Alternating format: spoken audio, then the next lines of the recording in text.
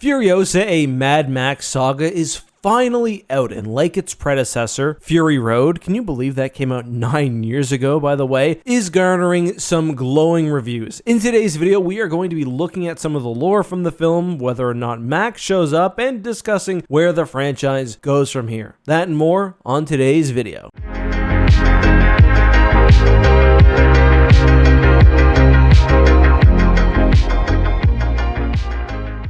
Hey guys, this is Justin. Hello and welcome to another video. By the way, if you want to learn more about Mad Max, we actually just released a video fully covering the Mad Max timeline. I'll link to it up above. But today, we're talking Furiosa. An interesting movie because the plot structure of Furiosa is wildly different from every other Mad Max movie. It acts more as a character study than anything we've seen in the series before, even Mad Max 1. As we discussed in our previous video, Max isn't the primary focus in any of the movies. The typical Mad Max plot involves Max not really being the center of the film. He wanders the wasteland, stumbles upon an insane group of characters, helps set things right, then leaves. Furiosa, however, isn't just a one-off adventure. This is the story of her life, divided between two significant points in time as separated by 15 years. When we meet Furiosa at the start of Fury Road, it's clear that she has a long history with Immortan Joe, spending her life rising in the ranks to become an Imperator with vague memories of a location known as the Green Place. Obviously now an origin story for the character needs to follow those guidelines, bringing us to the start of the film in the Green Place of Many Mothers, where we meet not just Furiosa, but also her sister Valkyrie, who returns in Fury Road alongside with their mother. As mentioned by Furiosa and Fury Road, the Green Place is a haven of fresh vegetation and water in the middle of the desert wasteland of Australia. And I mean, that would be notable now.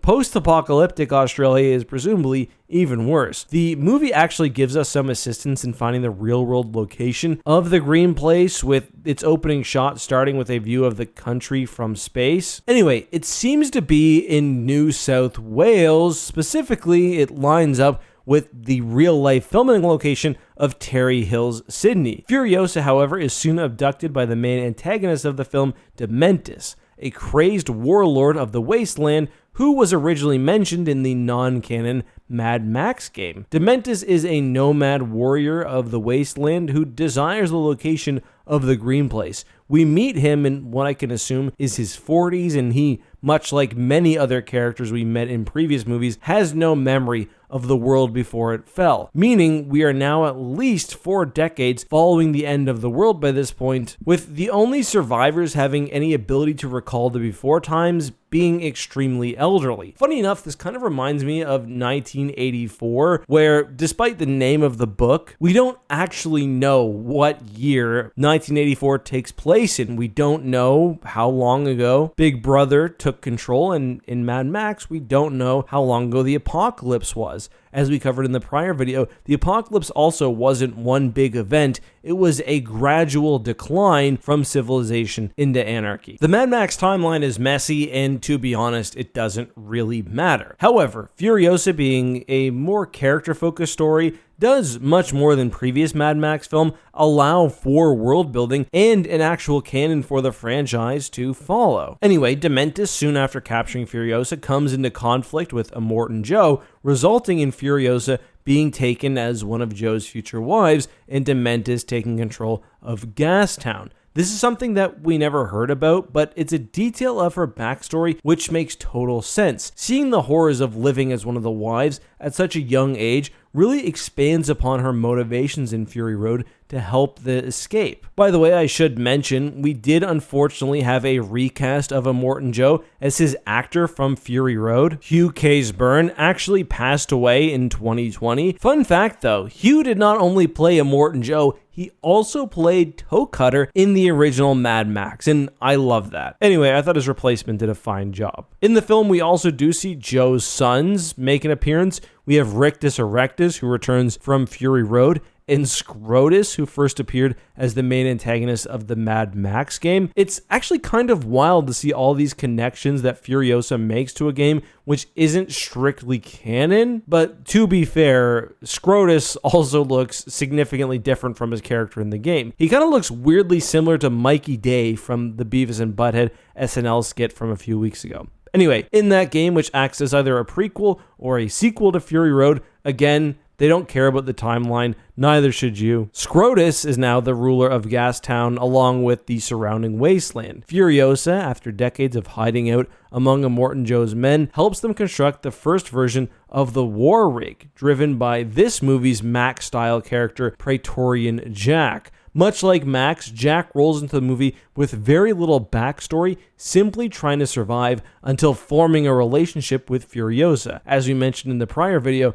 Max is more of a legend of the Wasteland, with his stories being spread across time and place. Jack feels a lot like a nod to that idea, and had the story gone a little bit different, he could have fit Max's role. I do wonder what fan opinion on Jack will be. I think he's an interesting enough character, although I could see fans looking at him as a discount Max. The remainder of the movie tackles an event known as the 40-Day Wasteland War. Dementus is no longer pleased with only ruling Gastown, as many of his followers have begun rebelling due to the frankly awful conditions, leading to the destruction of the first War Rig, the death of Jack, and of course Furiosa losing her arm. The loss of Furiosa's arm is something you go into the movie expecting to happen if you've seen Fury Road, but the way it happens is extremely important to the development of the character. Earlier in the movie, Furiosa tattoos a star map to find the green place again on her arm, creating a source of tension for the audience.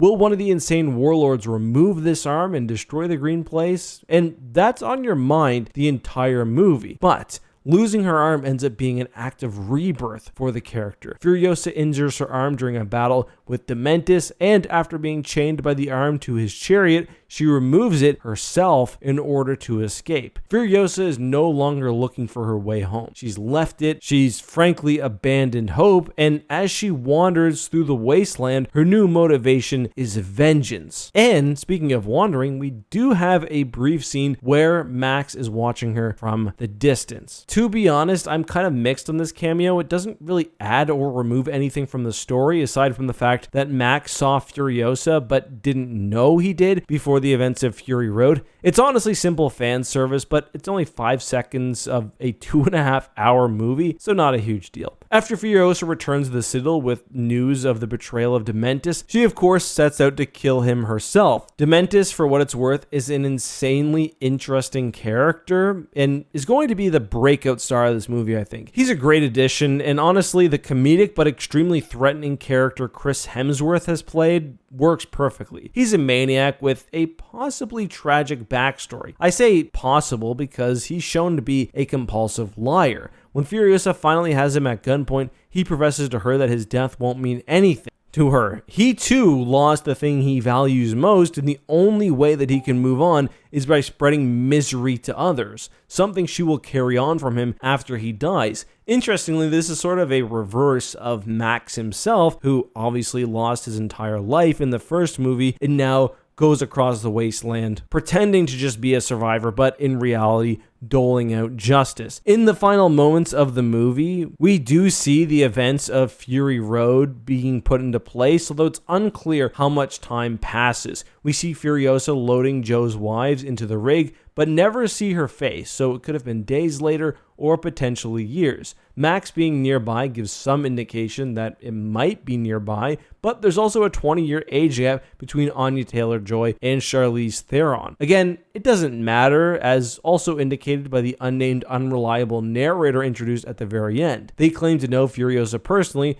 but it truly could be anyone, as this is just another legend of the Wasteland. How does this set up the events for the future? The next Mad Max movie is subtitled The Wasteland, and if Furiosa performs well at the box office, production could start fairly soon, and I wouldn't be surprised to see more spin-offs as well. Furiosa took so long due to a legal dispute regarding George Miller's earnings from Fury Road, and that film's less than stellar box office numbers. The good news is Tom Hardy is planning on returning to that film, and it's said to be a potential prequel to Fury Road, so it's possible the two films could run concurrently, and maybe we'll revisit that brief moment where Max does see Furiosa. Miller has also discussed returning to the franchise in video game format, and he wants Hideo Kojima of Metal Gear fame to direct, and I mean, yeah, I'd love Hideo to direct pretty much anything. Miller actually thought the previous game wasn't handled as well as it could have been, which ironically enough was overshadowed by Metal Gear Solid 5 releasing the same day. Given all the returning elements from the game, I get a sense that Miller had a larger hand in it than he previously suggested, but it's a totally fine open-world car combat game, and I see a lot of people recommend it. The bigger question I had after the credits rolled is,